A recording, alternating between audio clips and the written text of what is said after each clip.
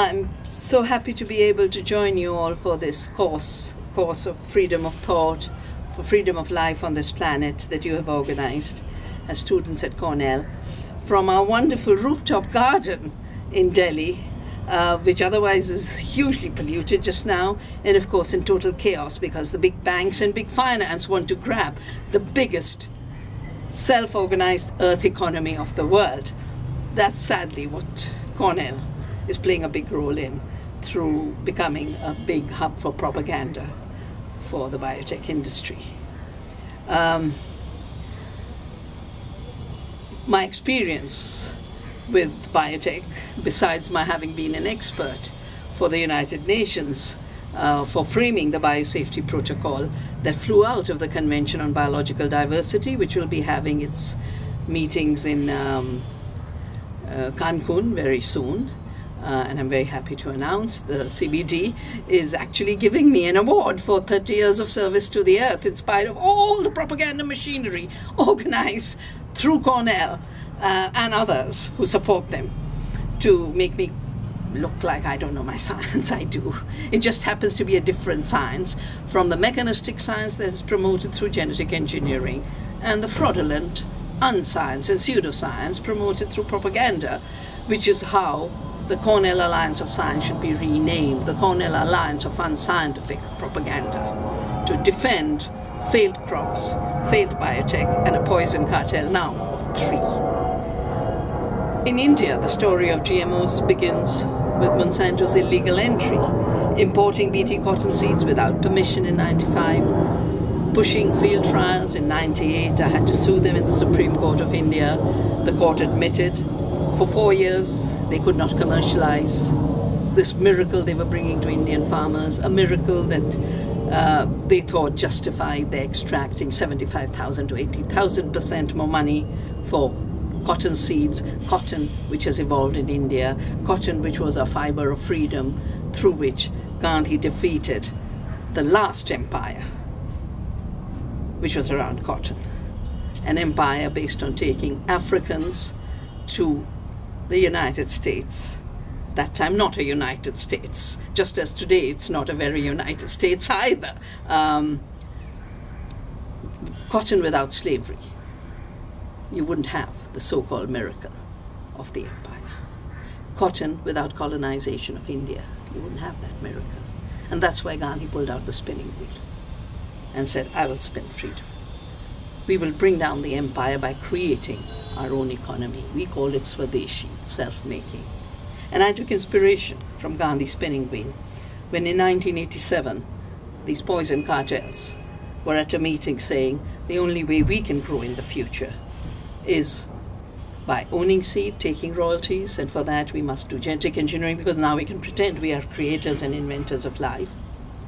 And because the US and Europe are too small a market, we'll have to institutionalize this internationally, and that's how the last free trade agreement, the WTO, came into being with its intellectual property rights.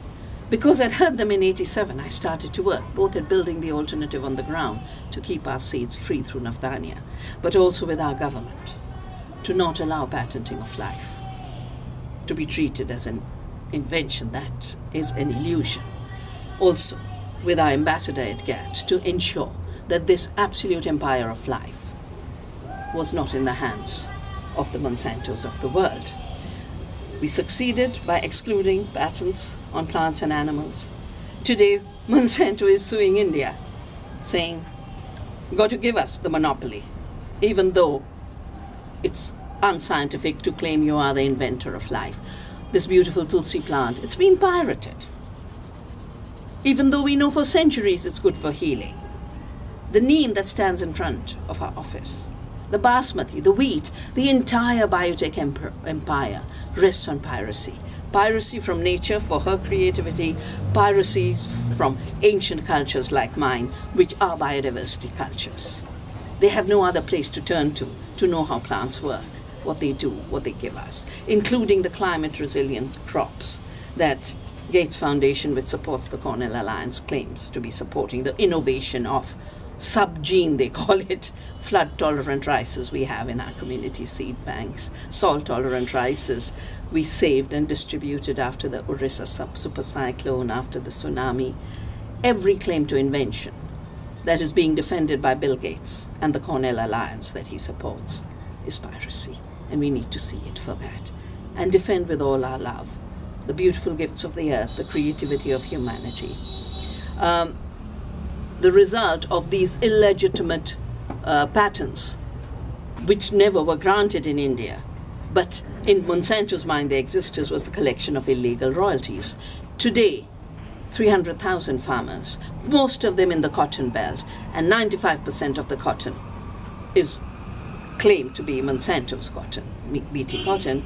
300,000 farmers have committed suicide in India, majority as cotton farmers. 80,000% higher costs of seed, high costs of pesticides, because instead of reducing pesticide use increased because BT as a technology doesn't work to control pests. The bollworm is resistant. The whitefly epidemic has knocked out the BT cotton of Punjab and Haryana. Yesterday I was with the agriculture minister of Haryana, who admits that organic is the only way into the future, and that's what we are working on. Not only has Navdanya trained more than 1 million farmers, created 120 community seed banks, we are working with 6 states of India to help go organic, GMO-free.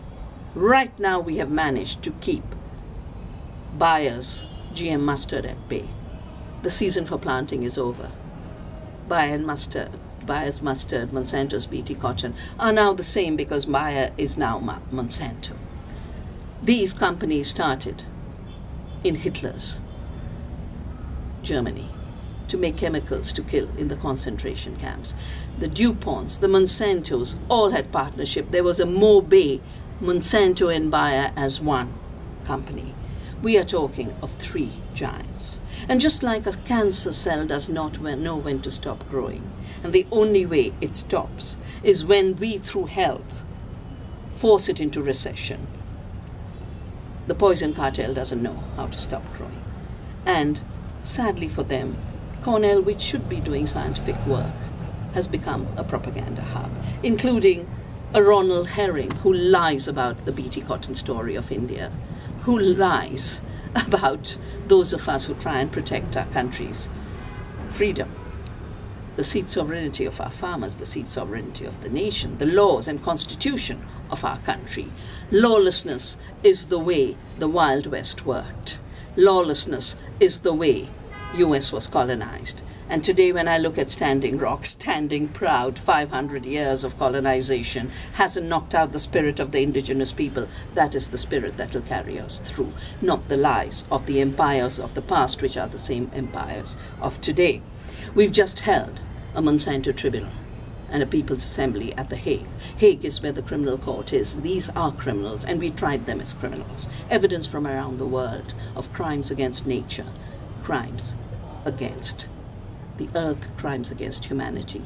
Ecocide and genocide is all they have brought us, because they have no other skills, sadly.